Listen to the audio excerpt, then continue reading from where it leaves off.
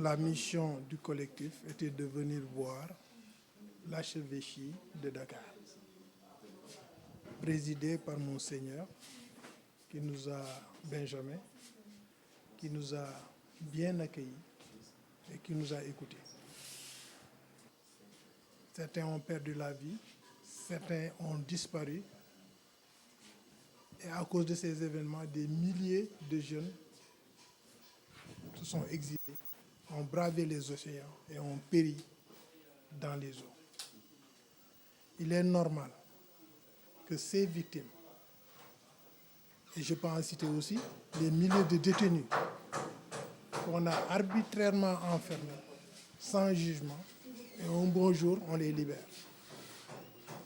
Donc il est légitime aujourd'hui pour que les Sénégalais et le monde sachent la responsabilité de tout ce qui a été causé comme dommage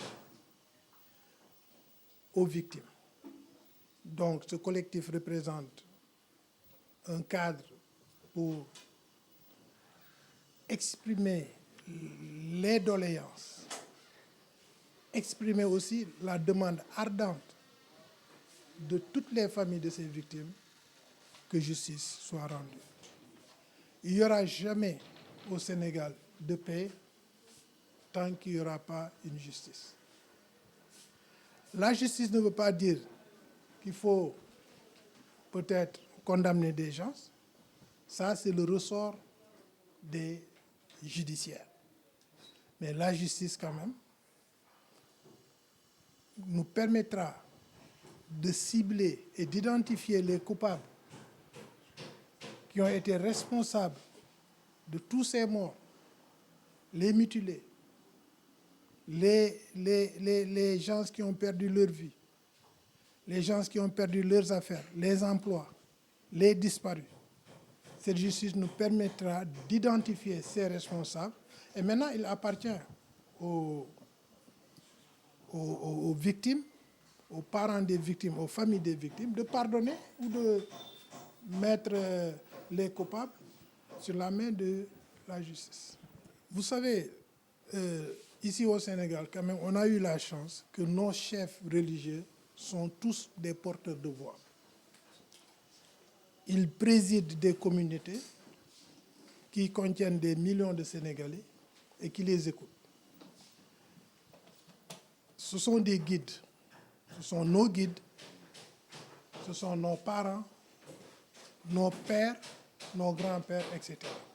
Je pense que si, par nos coutumes sénégalaises, il est de lieu de commencer par les grands frères, par les parents. C'est ce qui nous a amené à avoir comme mission de faire une tournée nationale et internationale pour interpeller tous les porteurs de voix qui peuvent impacter sur cette demande de justice. Vous savez, je pense qu'aujourd'hui au Sénégal, ce sont les nouvelles autorités qui ont le plus besoin que justice soit faite. Parce que tout cela s'est passé à travers des batailles qui ont été drainées par ces nouveaux leaders. C'est eux qui ont appelé au secours. Les jeunes sont sortis. C'est eux qui ont dit qu'il y avait une injustice à leur égard. Et les jeunes sont sortis. Tous ceux qui sont morts à travers des événements. On ne les a pas trouvés dans leur maison. Les disparus, on ne les a pas cueillis dans leur maison. Ils sont morts à travers ces événements.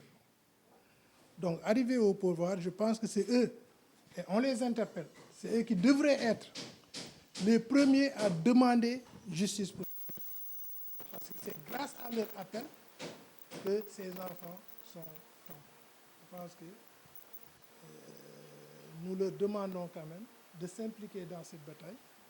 Nous leur demandons aussi de mettre les responsables, d'ouvrir des enquêtes. Parce que tout à l'heure, on a parlé, le collectif a décidé de réunir un pool d'avocats pour entamer la bataille juridique. Nous faisons la bataille morale et sociale sur le terrain. Mais il appartiendra à un groupe d'avocats qui vont porter cette bataille juridique. Il faut que la lumière soit faite. Il faut que les responsables de ces morts, les mutilés, les disparus, les détenus, comment pouvez-vous comprendre qu'on peut enfermer arbitrairement un père de famille, un travailleur, un soutien de famille, 1 an et quelques, et tout d'un coup on les libère, et eux-mêmes ils ne savent pas les responsables qui ont été l'objet de leur condamnation. Alors pour tout cela, nous interpellons les nouvelles autorités et leur demandons de s'impliquer dans cette bataille de recherche de justice. Ils devraient être au fond de cette bataille-là. Parce que c'est les premiers responsables qui ont amené ces jeunes-là à se sacrifier pour eux.